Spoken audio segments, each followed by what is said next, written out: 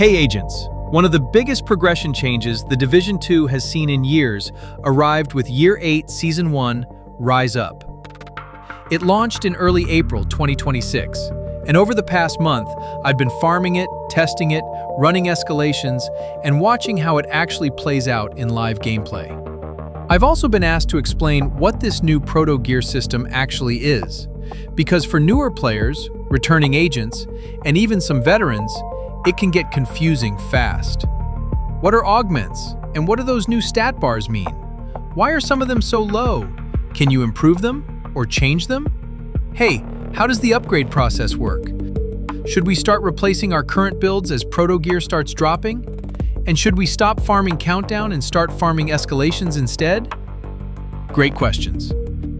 Since the Cherry Blossom event, which ran between April and May of 2026, players across many watch levels have now been exposed to this system.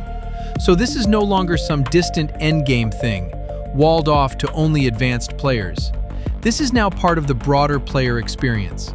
Agents across many watch levels are already using these pieces in the wild. And to be honest, escalations and this new progression track have brought plenty of concern, confusion, and strong reactions. So in this video, I want to slow everything down. Not hype, not doom, just a practical look at how all this works. We'll look at how the system works visually, how the upgrade path functions, where the strengths are, where the limitations show up, and most importantly, whether this gear is actually worth chasing for your playstyle, your build, and your goals. Now just to be clear, this video focuses mainly on prototype gear. I'm touching on escalations only in passing, because it's one of the primary ways in which proto gear is earned. Sound good? Alright, let's dive in.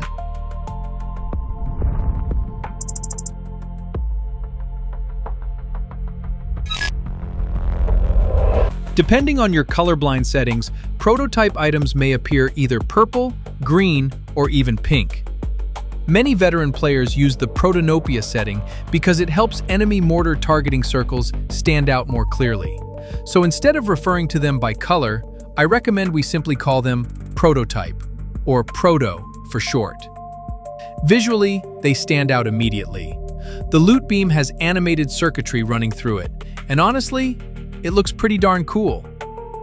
But before we start breaking down the mechanics, it helps to understand why this system was added in the first place. The Division 2 launched back in March of 2019. At this point, the game has been out for over 7 years. And even though the game has received seasons, updates, activities, and DLCs over time, eventually, many veteran players started feeling like they needed another long-term progression goal. Over the years, the Division 2 introduced multiple progression systems and layers. Originally, endgame progression revolved heavily around gear score and world tiers.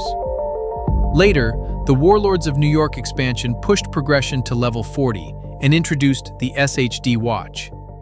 And eventually, the Expertise system arrived. Expertise allowed players to level up individual weapons, gear pieces, and skills. But for many players, building proficiency and raising expertise levels required an enormous investment of time, materials, and grinding. Especially because players often had to keep replaying many of the same missions, locations, and gameplay loops for years.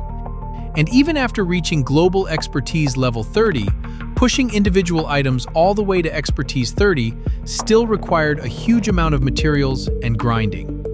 That's where this new system comes in.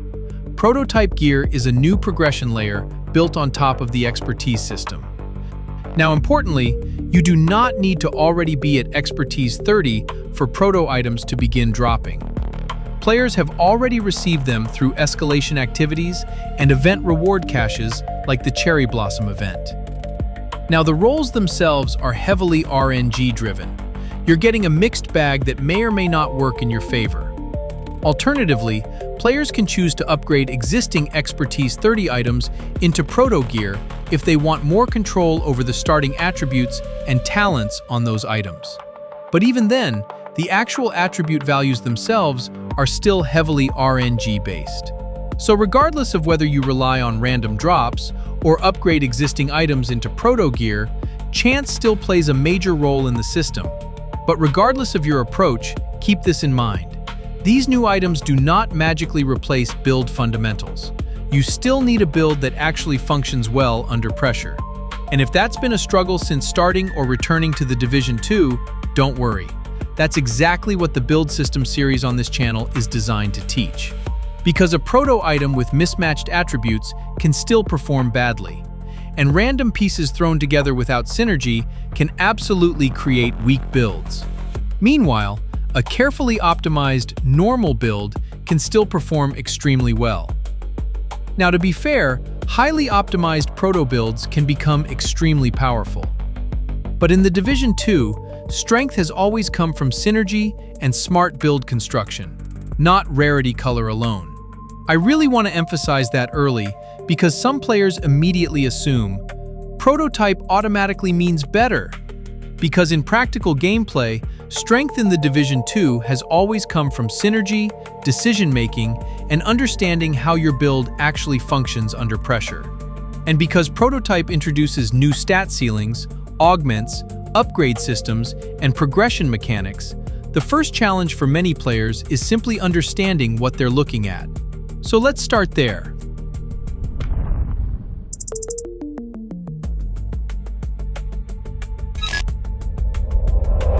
It's very easy to misinterpret prototype gear. At first glance, it can be a challenge to understand what you're looking at. Here's a piece of ongoing directive that I managed to farm, and it dropped with weapon damage and critical hit chance, so I'm very fortunate because at this point, we don't yet have a means to recalibrate or swap out unwanted attributes for the ones we want. Crit chance and crit damage are an essential starting point for higher damage and DPS builds. Check out the video module on the topic here on this channel if you need to know more. Right now, the attribute bars don't look impressive. We typically want them at maximum because we need all the capability they can give us. These look terrible. But are they? Is that what they really represent? Let's compare this with normal gear that has not been upgraded. I'll choose a piece here and select the Compare feature. And now, we have a handy side-by-side comparison. On the left, the normal gear attributes are fully maxed out. Weapon damage is at plus 15%. By comparison, the prototype has plus 17%. Isn't that interesting? Even though the proto piece's core attribute bar isn't full, it actually has more weapon damage than the normal piece. It also has slightly more critical hit chance than the normal. What's actually going on is that the maximums or ceilings of normal gear are now the minimums or floors of prototype. So if you see a proto piece with the attributes you want, but the bars are low, it's not necessarily bad. Don't deconstruct it too quickly. It can still serve a purpose until a better one drops. How high, then, do the new attribute ceilings get? Ubisoft positions proto gear as a tier above high-end, named, and gear set items. And get this, the new maximums can reach up to 1.5 times higher than previous maximums. So if I take the current normal maximums and multiply each value by Ubisoft's 1.5x, I get these values. Feel free to pause the video. This is just a summary. I've only been able to confirm a few of these, so use this data directionally.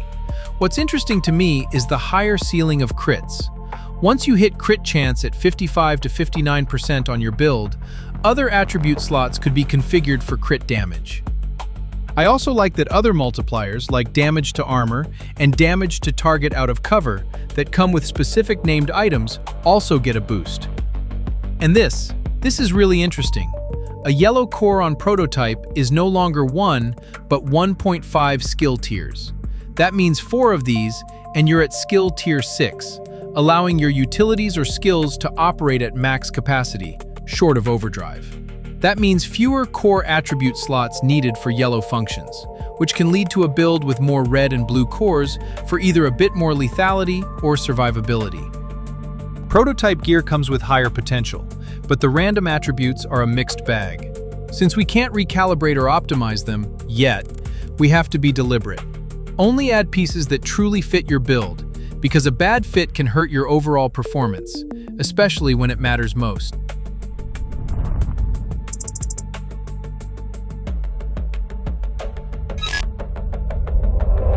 Prototype gear also introduces special bonuses called Augments. Currently, the game offers 9 of them, and they apply to both proto-weapons and body gear. When you look at a proto-item's details, you'll see a new section that doesn't exist on normal gear. Their bonuses are separate from any talents, bonuses, and attributes shown in the details view. They're passive, so they'll operate as you use your character naturally. The more you use them, the more you'll start filling their level progress bar.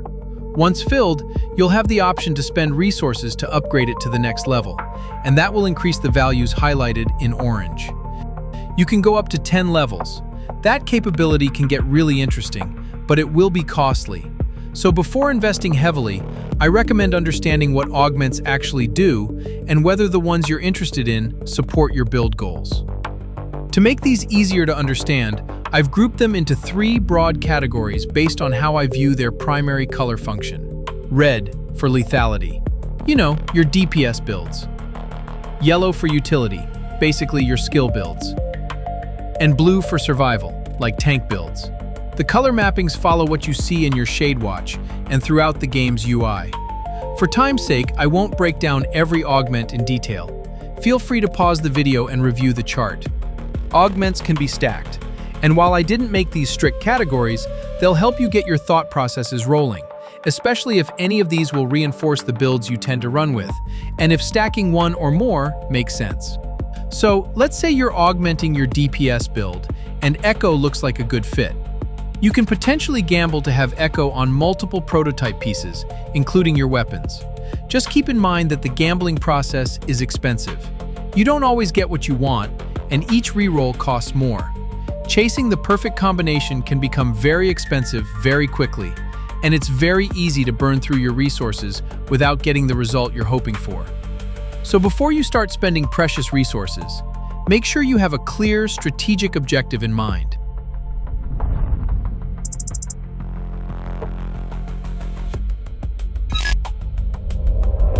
Whether you're earning proto gear through escalations, opening prototype caches, or purchasing them through the escalation requisition laptop shown here, you're still largely at the mercy of RNG. So what options do we have if we're looking for a little more control?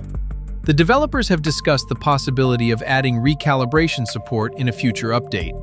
Until then, we essentially have 2 choices. We can continue farming escalations or purchasing prototype caches from the requisition laptop while keeping our fingers crossed. And remember, escalation loot rotations change daily. Or we can take an existing item and upgrade it into prototype gear. Upgrading allows you to take an existing high-end item, gear set piece, or eligible non-exotic weapon at expertise level 30 and convert it into a prototype item. The process costs a prototype core, and once you commit to the upgrade, there's no going back. Your attributes don't need to be maxed out before upgrading. In fact, once converted, the old maximum values effectively become the new minimum, and the new prototype ceilings can reach roughly 1.5 times higher than before. The item will also receive a random augment, which can be re-rolled later. However, the attributes and any talent already on the item will remain locked in. So before upgrading, make sure you've chosen an item that already supports the direction of your build. This process does give you some control compared with random drops. For example, if prototype drops keep giving you yellow and blue attributes, but your build requires red ones, upgrading a carefully selected item can help solve that problem. But here's the catch. Only one attribute is guaranteed to roll at the new prototype maximum. And that's where a lot of the tension in this system comes from. The remaining attributes also have a chance to hit the new maximum ceiling, but the odds are much lower. Getting what I wanted took me 2 attempts. The one on the left was my first upgrade. I was hoping for max assault rifle damage, or even max damage to target out of cover, but it gave me health damage. Not that health damage is bad, as it will multiply any damage on enemies who have no armor, or once you've destroyed their armor first. I tried a second time, and this time, I was lucky enough to get max rolled assault rifle damage. Any item you want to upgrade must first reach expertise level 30, and getting both of these Lexingtons required substantial resources and materials, so be prepared if the gamble doesn't go your way. Feel free to pause the screen here. These are community estimates, and they may change as Ubisoft continues to adjust the system. The developers recently reduced the exotic component requirement from 90 to 45. Even so, reaching expertise 30 and upgrading multiple items may still be a significant undertaking for many players.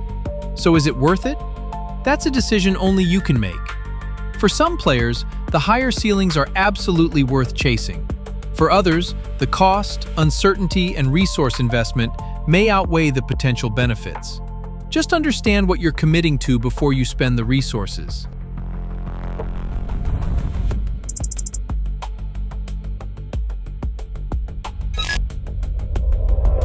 So to wrap up this explainer, especially for those who are newer to the Division 2's build system, having prototype gear is not a guarantee of superiority. Putting on random gear, like Bongo here, won't leverage the game's multipliers, amplifiers, and stacking bonuses that can turn an average build into something truly dangerous. You'll need to be selective with what you choose to become part of your builds. The deeper you get into this system, the more trade-offs and risks you'll need to manage.